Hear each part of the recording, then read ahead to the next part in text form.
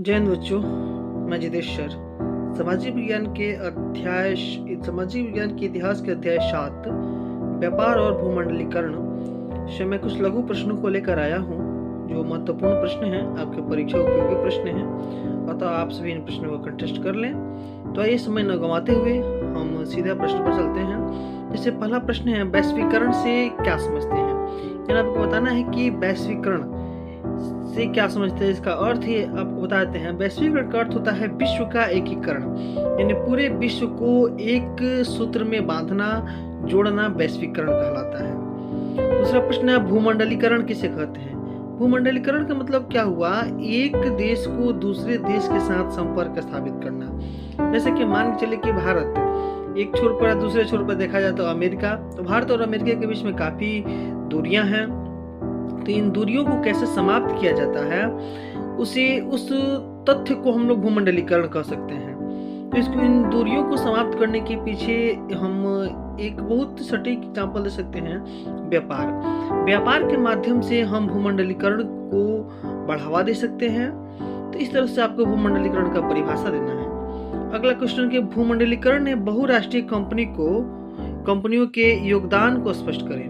यानी भूमंडलीकरण को के बढ़ावा देने में जो बहुराष्ट्रीय कंपनियां हैं उनका क्या योगदान है? अर्थात बहुराष्ट्रीय कंपनियां का अर्थ ये हुआ कि वैसी कंपनी जो अपने देश यानी सिर्फ भारत के अलावा दुनिया के विभिन्न देशों में उसका संस्थान हो, व्यापार करती हो, उसको बहुराष्ट्रीय कंपनी कहते हैं। तो आपको ये बताना है कि भूमंडलीकरण में इन बहुराष्ट्रीय कंपनियों का क्या योगदान है। अगला कि भूमंडलीकरण ने भारत पर क्या प्रभाव डाला, इसको स्पष्ट करना है। स्वाभाविक सी बात है कि भूमंडलीकरण के अंतर्गत भारत भी आता है, तो भारत पर इसका क्या प्रभाव पड़ा, इसको बताना है आपको। अगला है कि आर्थिक संकट से आप क्या समझते हैं? यानी आर्थिक संकट जब हुई थी उसके बारे में आपको बताना है। क्वेश्चन नंबर 6 है कि गिरमिटिया मजदूर पर एक टिप्पणी लिखी। यानी गिरमिटिया मजदूर किसे कहते हैं, इसके बारे में आपको बताना है। क्वेश्चन नंबर 7 है, भारत पर आर्थिक मंदी के क्या प्रभाव पड़े? जब पूरे विश्व पर आर्थिक मंदी हुई थी तो उसमें भारत का क्या प्रभाव पड़ा है, ये आपको बताना है। और क्वेश्चन नंबर 8 है कि बहुराष्ट्रीय कंपनी क्या है, जो कि हम आपको पीछे बता चुके हैं। ठीक उसी तरह से हम लोग दीर्घ उत्तरीय प्रश्न पर ध्यान देंगे। पहला कि 1929 के आर्थिक संकट के क्या कारण थे और उनके परिणाम क्या हुए, इनको लिखना है। आखिर उन आर्थिक संकट जो हुआ था 1929 में वो किन कारणों से हुआ है, इसको आपको स्पष्ट करना है। साथ ही यह भी बताना है कि उसके कौन कौन से परिणाम हुए, इन परिणामों का भी जिक्र आपको करना है। अगला क्वेश्चन है, विश्व बाजार की क्या उपयोगिता है, इससे क्या हानियां हुई?